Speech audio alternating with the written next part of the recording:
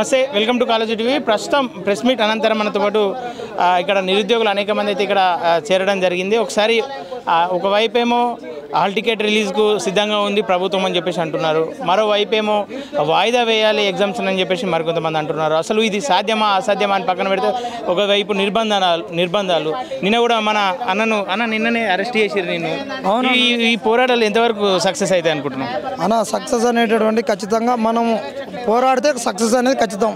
అది అన్నీ కూడా తెలంగాణ గడ్డ మనకు ఆ రుచిని చూపించింది.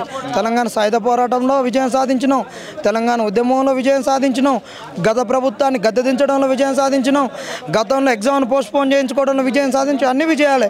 ఈ విజయాలు ఉన్నాయి కాబట్టి వాళ్ళు ఎక్కడ అపజయం అవుతారని మమ్మల్ని కుంగదీయడానికి, మానసికంగా కుంగదీయడానికి చేసేటటువంటి బల్మూరి వేసినటువంటి డ్రామాలు రేవంత్ రెడ్డి ప్లే చేపిస్తున్నాడు అంతే.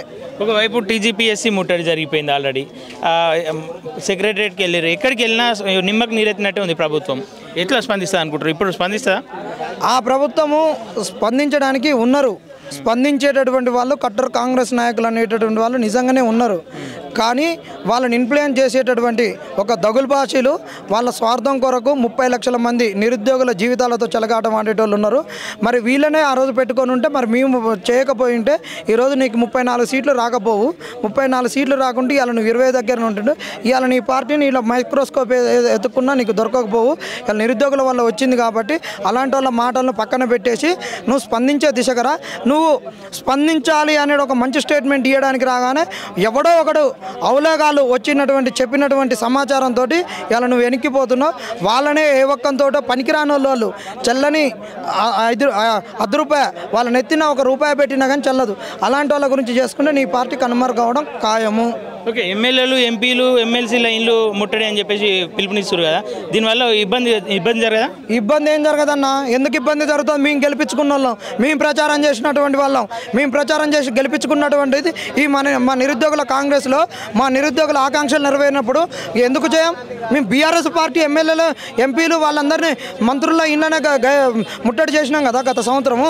ఈరోజు ఏమన్నా మాకు కొత్తనా? ఖచ్చితంగా చెప్తున్నాను నిరుద్యోగులారా, మీరు కనుక బెల్లం కొట్టిన రాయి లెక్క మీ స్టడీ హాల్లో మీ కుర్చీలకు కనుక అతుక్కొని ఉంటే మాత్రం మనము వీళ్ళు అవమానపరిచినట్టు కొంతమంది దగులుబాజీల చేతుల్లో మన ఉద్యమం అవమానపడడం అనేది ఖాయము.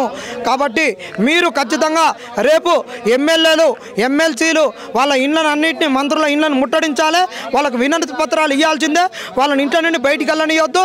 ఎక్కడ ఉన్నటువంటి వాళ్ళు అక్కడ మీకు స్థానికంగా ఉన్నటువంటి వాళ్ళు, అందుబాటులో ఉన్నటువంటి వాళ్ళు రోడ్డు మీద దొరకని, చాయ్ గట్టు కాడ దొరకని, టిఫిన్ సెంటర్ కాడ దొరకని, షాపింగ్ మాల్లో దొరకని, సినిమా సెంటర్లో దొరకని, ఎక్కడన్నా దొరకని వాళ్ళని మాత్రం చుట్టుముట్టాలి. మనతో వినతి పత్రాలు ఇవ్వాలి, Group 1 1:100 తీయాలి, Group 2 Group 3 పోస్టులు పెంచి డిసెంబర్లో ఎగ్జామ్ పెట్టాలి, డిఎస్సి పోస్ట్ పోన్ చేయాలనేటటువంటిది మీరు వాళ్ళకు నిలదీయాల్సిందే. ఈ హాల్ టికెట్లు వచ్చినా రేపు ఎగ్జామ్ అనగా కూడా ఎగ్జామ్స్ పోస్ట్ పోన్ అయిన రోజులు కోకొల్లాలు ఉన్నాయి. కాబట్టి మీరు అధైర్యపడవద్దు, మీరు అధైర్యపడి ఇంకొకరిని అధైర్యపరచొద్దు. మీరు ధైర్యంగా ఉండండి.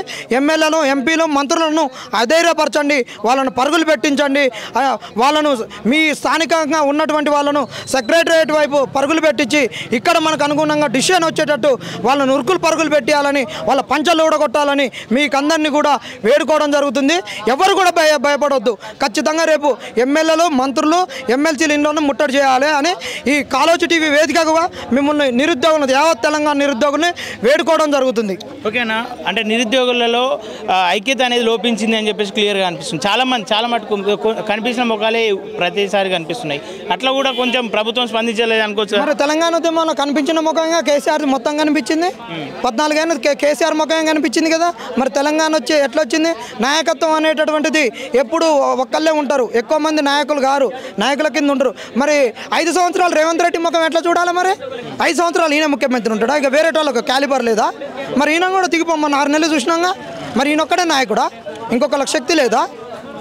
బక్కా జడ్సన్ను ఏదో పార్టీ ప్రేరేపించి అట్లా కొంతమంది నిరుద్యోగులను పార్టీలు ప్రేరేపించి ఉద్యమాలు చేపిస్తున్నాయి. ఇవన్నీ నిజమైన నిరుద్యోగులు చేస్తున్న పని కాదని చెప్పేసి అంటారు. అటు బక్కా జడ్సన్ పరిస్థితి కూడా కొంచెం క్షీణిస్తుంది, అటు అశోక్ సార్ పరిస్థితి కూడా అదే ఉంది. ఎట్లా చూసుకోవచ్చు? ఇప్పుడు ఈ ప్రభుత్వం మొండిగా ఉన్నది కాబట్టి ఎవరు చచ్చినా ఏం కాదనేటటువంటి ఉన్నది.